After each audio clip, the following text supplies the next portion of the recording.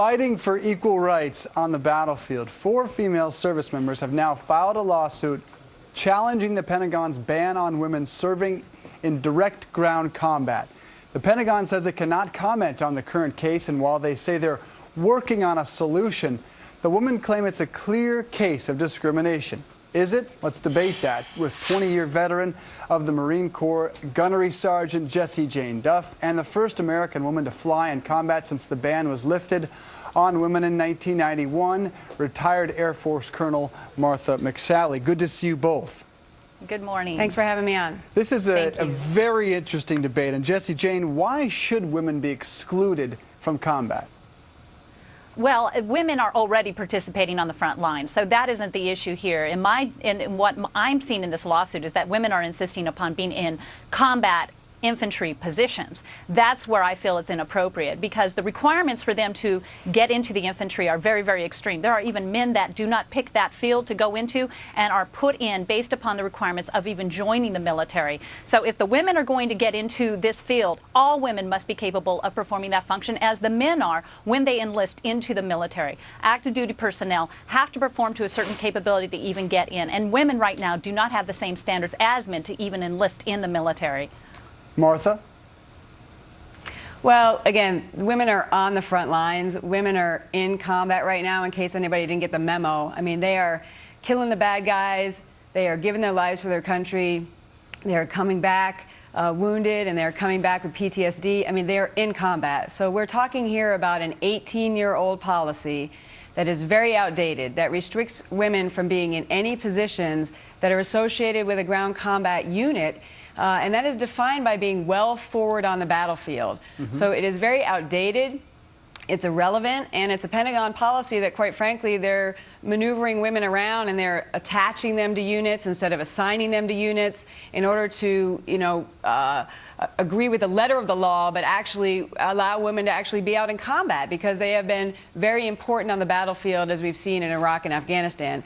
So the issue here is about setting standards for positions, making sure we have the best man for the job, even if it's a woman, and whatever those standards are, which include physical strength, which include aptitude, intellect, courage, leadership, all those things that we need our current soldiers, sailors, airmen, and Marines in many positions. You set those standards, and then you recruit from the highest number of people, 100% of your population. Right, and you make them uniform across the board.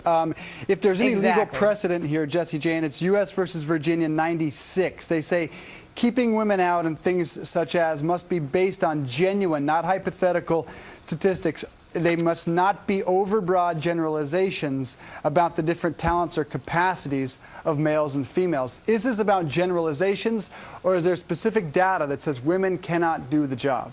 There is specific data that basically indicates that women have 45% less muscle mass and 20% less lung capacity. When you're heading out into a combat situation, the field gear alone that you will carry is up to 130 pounds. I worked as a logistics Marine and supported the infantry during my 20 years. I went on force marches, humps, as we would call them in the Marine Corps, that were 12 to 15 miles long. My pack alone, just the pack, weighed 75 pounds. My Kevlar helmet, my flak jacket, and my rifle was an additional body pound of weight. I had to do that on a regular basis. Let me tell you, the physical fatigue that I experienced, I could not even imagine any man having to sustain that for 6 to 7 days at a time, which the infantry does when they're out in the field. The women that want equality in the military have to understand several things. In the field they are placed in right now, they are treated equally. They are given the adequate opportunity to get promoted in the field of their choice that they are in. But the infantry itself is a ground pounder. This is equivalent to the NFL with a 120-pound pack on your back and getting hit by a linebacker day after day. The physical requirements are brutal. I want to get one last word from Martha real quick. Martha, some say would also upset the chemistry, if you will, of a unit. Are you at all concerned about that?